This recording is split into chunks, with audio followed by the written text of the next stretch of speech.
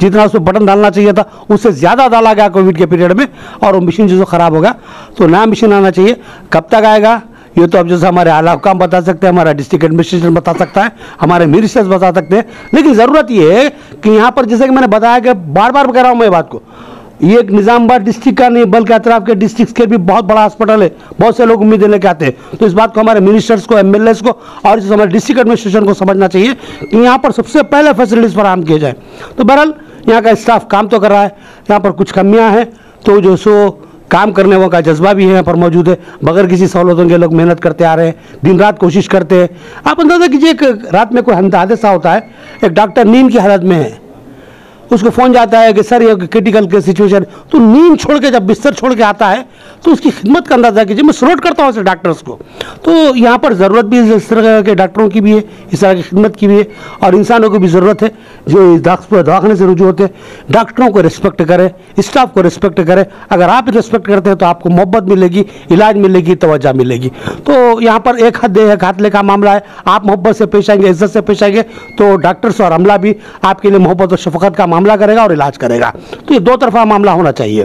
तो एक तरफा नहीं कि आप आएंगे, आप डायमिनेशन करेंगे, बोलेंगे कि स्टाफ हमारा साथ नहीं दे रहा है, तो ये गलत बात होगी। तो हमको भी जो नरमी अख्तियार करनी चाहिए, मोहब्बत का रवैया अख्तियार करना चाहिए, एहतराम से बात करनी चाहिए। और उसके बाद अगर डॉक्टर तवज्जो से, दिलचस्पी से इलाज नहीं करते तो जब शिकायत वाजिबी है। तो ये थी हमारी कुछ बातें मैडम के साथ। अब यहाँ पर मैं जी बात बारे में मैं क्लैरिफाई करना चाहती हूँ और थैंक्स भी बोलना चाहती हूँ को मिनिस्टर सर और डिस्ट्रिक्ट एडमिनिस्ट्रेशन सब लोगों को कि नया सिटी स्कैन के लिए उन लोग टीम से शिफ्ट करने के लिए उन लोग सैंक्शन करें। फिर ये इधर सिटी स्कैन ला के इधर रखने के लिए वो एरिया भी और शॉर्ट सर्क्यूट ऐसा नहीं हुआ, जैसा इलेक्ट्रिकल काम भी करना पड़ता है। सो इलेक्ट्रिकल काम के लिए उन लोग ऑलमोस्ट 15 लाख रुपये उन लोग गवर्नमेंट सैंक्शन कर दिए। वो इलेक्ट्रिसिटी वर्क भी शुरू हो गया और उसके साथ जो नया मशीन है, जो पुराना मशीन रिपेयर के लिए 1 करोड़ खर्चा होता था, अभी नया मशीन 2 करोड़ 40 लाख के मशीन सैंक्शन कर दिए। ये काम होने के बाद वो मशीन भी आ जाता इंशाल्लाह। ऑलमोस्ट 2 मंथ्स में पूरा क्लियर तो हो के नया मशीन इनॉग्रेट करेंगे। बहुत अच्छी बात है, बहुत अच्छी खुशखबरी सुनाई मैडम ने। नया मशीन जो सो सैंक्शन हुआ करते, मैं मुबारकबाद देता हूँ हमारे डिस्ट्रिक्ट एडमिनिस्ट्रेशन को और मिनिस्टर साहब को और हमारे एमएलएस को कि उन्होंने यहाँ पर दिलचस्पी ली और मशीन सैंक्शन कराया। बहुत ही खुशी की बात है, इससे गरीबों को फायदा होगा। दुआएं आपको लगी, हमको नहीं। तो बहरहाल यहाँ पर बात हो रही। एंड एमआरआई के बारे में आप पूछे, एमआरआई बोले तो एक बड़ी इक्विपमेंट है हर हॉस्पिटल में रखने के लिए और गवर्नमेंट को टाइम लगती है। लेकिन ये बात के लिए भी हम धन्यवाद बोलना चाहिए कि निज़ामाबाद गवर्नमेंट हॉस्पिटल को गवर्नमेंट एमआरआई सैंक्शन करे। एंड वो एमआरआई इधर से नहीं बनती है, वो बाहर जर्मनी से आती है। हर जगह 2-3 जगह इच दिए, एक एमआरआई हमारे को दिए, एक एमआरआई वारंगल को दिए और एक एमआरआई आदिलाबाद को दिए, खाली 3 प्लेसेस को दिए। वो एमआरआई 6 मंथ्स में इंस्टॉल हो जाती है। बहुत बड़ी बात है, बहुत अच्छी खबर सुनाई मैडम ने। सीटी स्कैन के साथ साथ एमआरआई मशीन भी हमारे पास आ रही है।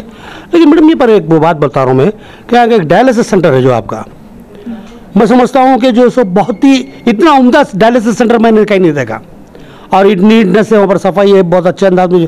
लेकिन ये डायलिसिस सेंटर यहाँ पर मौजूद है, पब्लिक को नहीं मालूम है बहुत सारी। तो इस ताल्लुक से आप लोग तशरीह क्यों नहीं करते, पब्लिसिटी क्यों नहीं करते उसकी?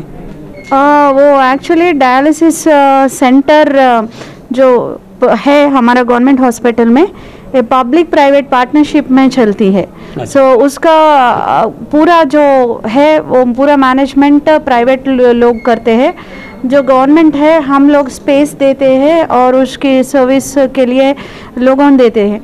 फिर ये पूरा सेंटर जो है कौन रहना, नया कॉन्ट्रैक्ट कौन आना, वो पूरा गवर्नमेंट ऑफ तेलंगाना ही तैयार करती है, हमारे पास हो रहे नहीं रहती।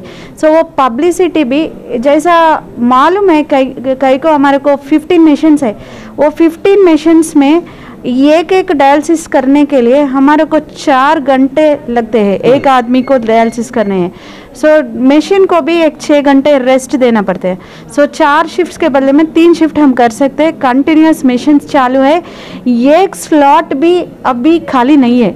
तो ये बात ऐसा मालूम पड़ता है कि पूरा मिशंस काम कर रहे बोले थे और इनवाइट करके और पब्लिसिटी करने की स्कोप ही नहीं है और मिशंस जरूरत तो है मैडम, मिशंस अभी बढ़ाने की जरूरत है। देन अभी क्या हुआ, ये जरूरत गवर्नमेंट क्या करी, एक ही जगह कर दिए तो जो लोग आरमूर से आ रहे, जो लोग बांसवाड़ा से आ रहे, उन लोगों को बहुत दूर हो रहे। इसके लिए गवर्नमेंट सोच के और रीजनल डायलिसिस सेंटर्स एस्टेब्लिश करे।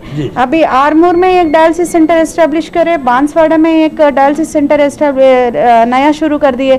सो उधर का लोग उधर जा रहे, इधर का लोग इधर आ रहे, तो वो सहूलत इंक्रीज करे और मशीन्स और डायलिसिस सेंटर्स भी इंक्रीज करे। मैडम यहाँ पर मैं आपसे आखिरी सवाल कर रहा हूँ, एक थैलेसीमिया एक बहुत बड़ा मर्ज है और यहाँ पर अफसोस की बात यह है कि हमारे पास हाल में एक सेंटर योगिता राणा के मैडम के पीरियड में जब हमने रिप्रेजेंट किया था तो 5 लाख रुपए सैंक्शन किया था। 5 लाख रुपए कोई मायने नहीं रखते और यहाँ पर ट्रेन स्टाफ नहीं है, तो हैदराबाद ही जाना एक बहुत बड़ी मजबूरी है हमारी। और एक ऐसा मर्ज है ये कि 15 डेज़ के बाद तो किसी सूरत में बच्चों को जो ब्लड चढ़ाना ही पड़ता। तो आप लोग इस बात की कोशिश क्यों नहीं करते कि इस गवर्नमेंट हॉस्पिटल में जो बहुत बड़ा है, लोगों को यहाँ पर बहुत भरोसा है, तो यहाँ पर एक आगाज़ क्यों नहीं किया जाता बाज़ाब्ता आपके स्टाफ को जो ट्रेन करते हुए थैलेसीमिया सेंटर? आप एक क्वेश्चन भी इम्पोर्टेंट क्वेश्चन मेरे सामने लेकर आए कि हीमोफीलिया और थैलेसीमिया दो जो बीमारियां हैं बचपन से शुरू होते हैं। बचपन से जब तक उन लोग ऑलमोस्ट कंटिन्यू लाइफ रहती है, नॉर्मल हमारा जैसे ही रहते हैं, जब हम टेक केयर करें तो उसका ब्लड ट्रांसफ्यूशंस वो सब ऑलमोस्ट रेगुलर करना पड़ता। इसके बारे में गवर्नमेंट के ख्याल में है, गवर्नमेंट सोच लिए भी और हम लोग वार्ड भी रेडी कर दिए। खाली इनाग्रेशन के लिए लाइक ओपनिंग के लिए वेटिंग है। हाँ, ओपनिंग के लिए वेटिंग है। अभी नया कलेक्टर आया हुआ है, जो कोई इम्पोर्टेंट लोग आए तो ये महीने में शुरू कर देंगे। बहुत बड़ी गुड न्यूज़ है ये। मैंने आपको बताया था कि थैलेसीमिया एक ऐसा मर्ज है कि यहाँ पर जो सो इंसान के जिस्म में खून बना के की सलाहियत ख़त्म हो जाती है। कई बच्चे इसका शिकार है।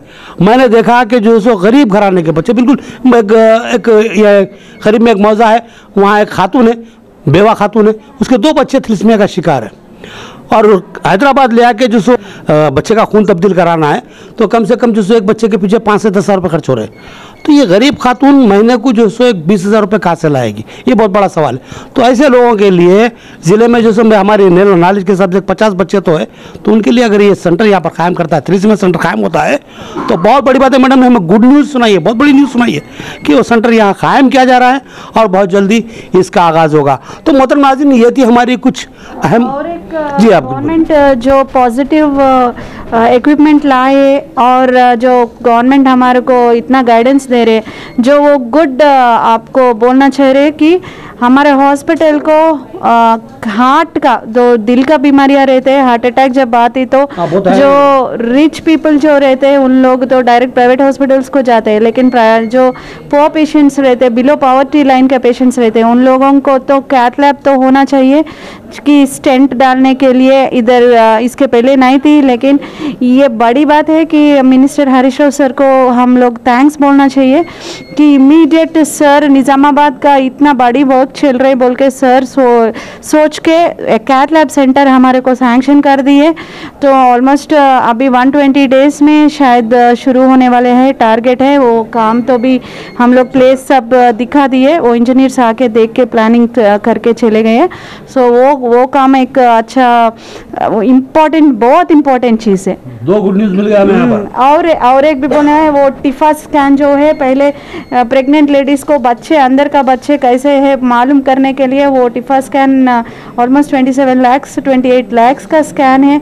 वो इसके पहले गवर्नमेंट में सेटअप में नहीं थी। सो सर इमीडिएट सैंक्शन करके हर जगह में, एंड गवर्नमेंट हॉस्पिटल निज़ामाबाद का ओवरलोड क्राउड को देख के 2 स्कैन्स ऑलमोस्ट 60 लाख का मशीनरी दे दी है। वो मशीनरी भी इंस्टॉल हो गई है। जो टिफा स्कैन बाहर 3,000 होती है, वो स्कैन अभी पूरा हम हर डे ऑलमोस्ट 5 to 10 पेशेंट्स को फ्री में कर रहे।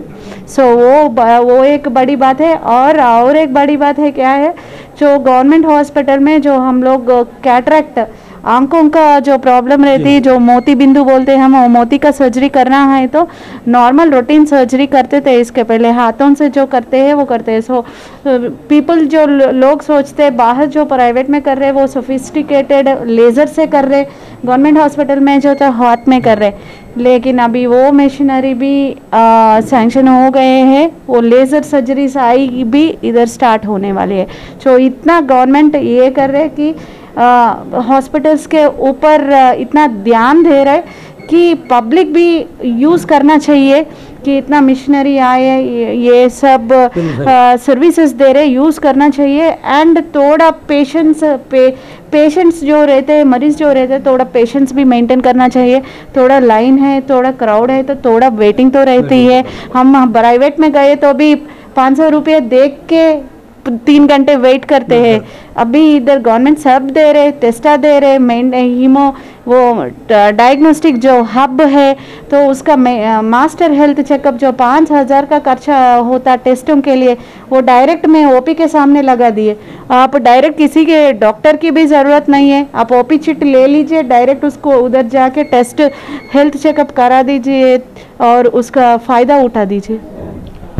यहाँ जब हमने पूछा एक सवाल एक खुशखबरी के ताल्लुक से, मैडम खुशखबरी में खुशखबरियाँ सुनाती चलेगी। तो कहते हैं कि जिसको जब तक बच्चा रोता नहीं माँ दूध नहीं देती, हकीकत है। अब जब तक ये गवर्नमेंट से हम नुमाइंदगी नहीं करेंगे काम होने वाला नहीं है। मैडम ने जो तड़ातड़ खुशखबरियाँ सुना दी, हमने सुन लिया, आप भी सुन लिए, लेकिन इसके पीछे जो मेहनत लगी होगी इस पर गौर कीजिए। यहाँ पर जो सीट पर बैठने वाले हैं, जो सुप्रिटेंडेंट की जो सीट है, तो यहाँ पर बैठने वालों की जिम्मेदारी होती है कि जो आवाम को क्या प्रॉब्लम्स है, वो प्रॉब्लम्स की एक्सक्यूज कैसे की जाए, इस पर गौर करने वाले होना चाहिए।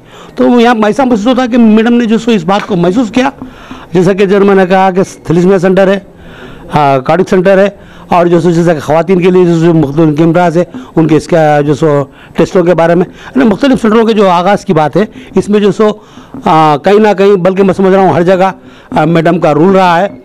तो मैं इनको और इनके स्टाफ को इस बात पर भी मुबारकबाद देता हूँ कि लोग जुस्तजू कर रहे हैं आवाम को ज़्यादा से ज़्यादा फैसिलिटीज़ देने के लिए, और हम भी जो सो आवाम से ख्वाहिश करेंगे कि यहाँ आइए।